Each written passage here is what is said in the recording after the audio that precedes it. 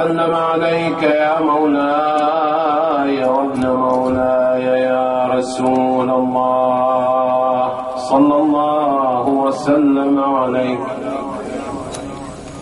يا حبيب الله وخير خلق الله صلى الله وسلم عليك وعلى أهل بيتك المعصومين المنتجبين الهادين المهديين على الله الظالمين لكم من الأولين والآخرين إلى قيام يوم الدين. ما خاب والله من تمسك بكم سادتي أمن والله من لجأ والتجأ إليكم فيا ليتنا ثم يا ليتنا كنا لكم الفداء سادتي فنفوز فوزا عظيما. ذاك المنى لو أن ذلك يحصل يا غريب يا مظلوم ويا شهيد كربلاء حامي الضعينة أين منه ربيعة أم أين من علياء أبيه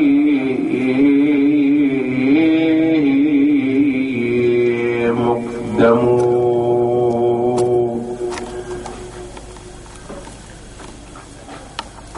في كفه اليسرى السقاء يقله وبكفه اليمنى الحسام المخدم.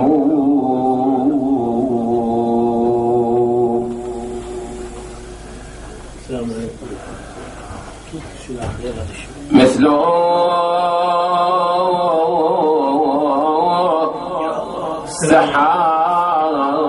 السحابة للفواياطم صوب وحاصب ويصيب حاصبه العدو فيرجموه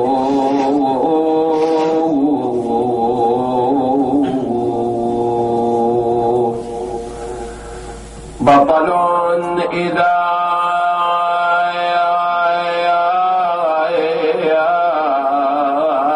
ركب المطهم خلته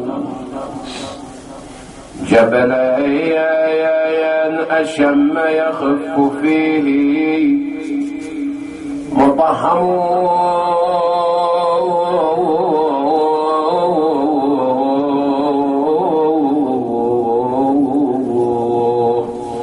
قسما قسما بالصارمه الصقيل وإنني في غير صاعقة السماء لا أقسم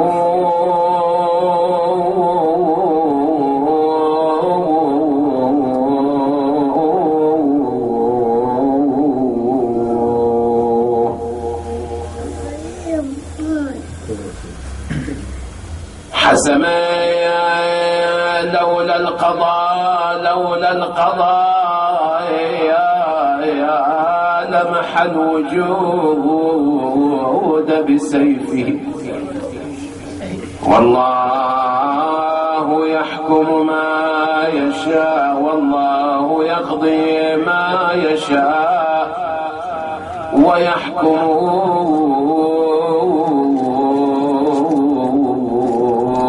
حسمت يديه المرهفات وإنه وحسامه من حدهن لأحسم. فغدا يهم أن يصون فلم يطق. هي كالليث إذا أظفاره تتقلى.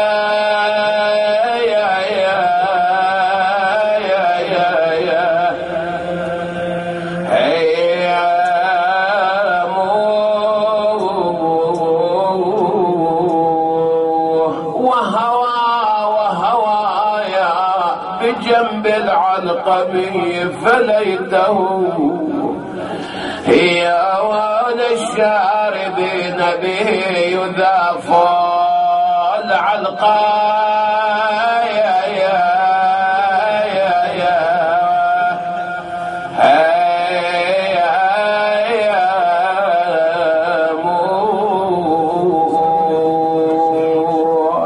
فمشايا لمصرع الحسين وطرفه هي بين الخيام وبينه متقسم.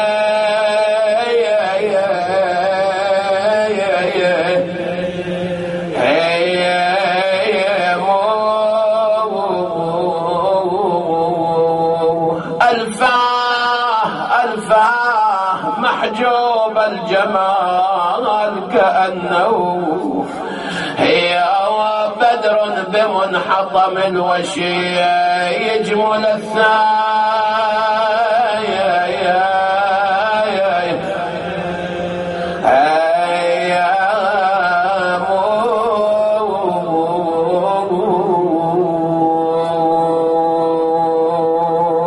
فأكب منحنيا عليه ودمعه صبغ البسيط كأنما هو عنده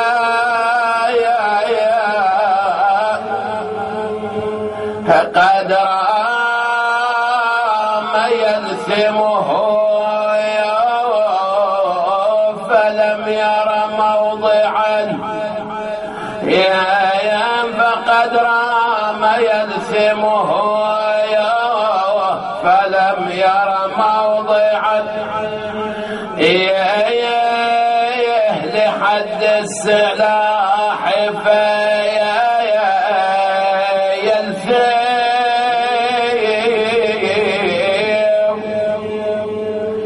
أويلي طفح جواده وقف يمه ودمعه يسيل ينادي يا ابو فاضل علينا حاطت ياهو يباري هالحرام لو هود الليل وانا بعد ساعه على التربان لازم. لكن يا اخويا وين بدارك طرحته؟ قال له يا اخويا تقطع جفوفي وتركته لو سلم جفي كان هالبيراق نشرته ورديت للخيمه وجود الماء يساق. قال له يا اخويا ابو الفضل في وين الجفوف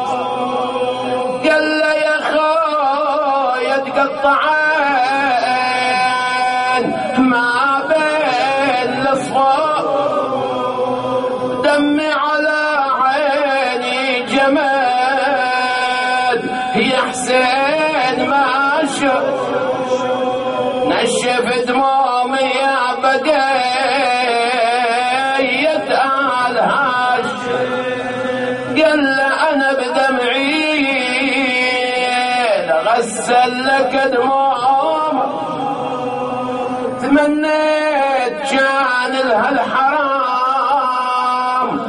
الله يدوم لكن يا خويا بكربلاء يومي ويوم وتضيع من بعدي وبعدك هالفوات اتخاصر عليه وادعاه وصاعد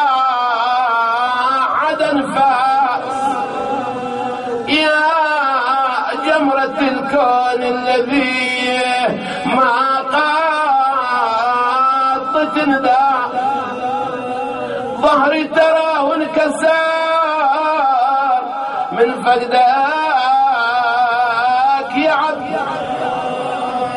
طاح العلم وتفللت مني العزاء لكنما الأمر لله ولا حول ولا قوة إلا بالله العلي العظيم وما ظلمونا ولكن كانوا أنفسهم يظلمون والعاقبة للمتقين وما توفيقي إلا بالله عليه توكلت وإليه أنيب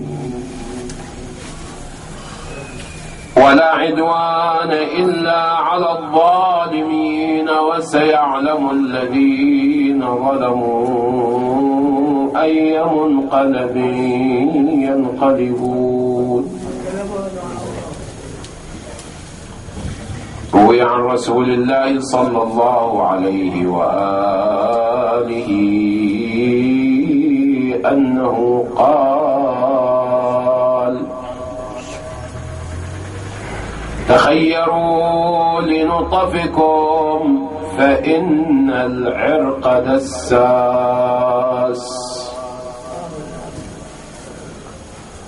صدق النبي الأكرم محمد صلى الله عليه وآله ولشرف النبي وآله صلى الله عليه وآله ولتعجيل الفرج لولي الأمر عز الله تعالى فرجه الشريف نوروا قلوبكم وطيبوا أفواهكم بالصلاة على محمد وآل محمد ثلاثة.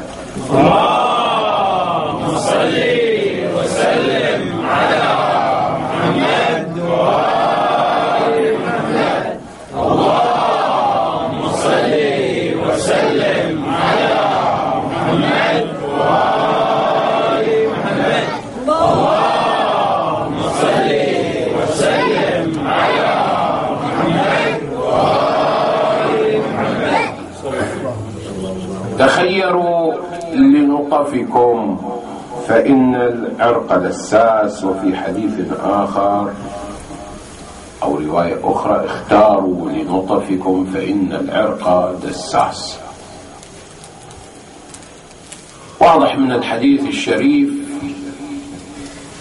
توجيه عناية الرجل حينما يريد أن يتزوج، يوجه عنايته إلى أمر وهو اختيار الزوجة الصالحة.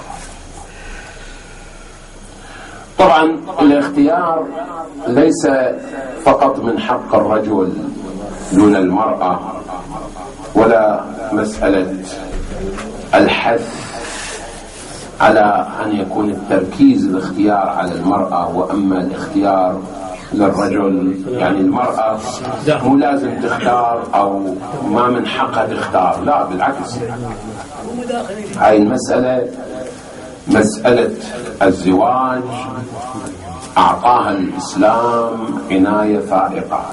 مسألة ارتباط أو تأسيس العلاقة الزوجية أعطاها الإسلام اهتمام بليغ.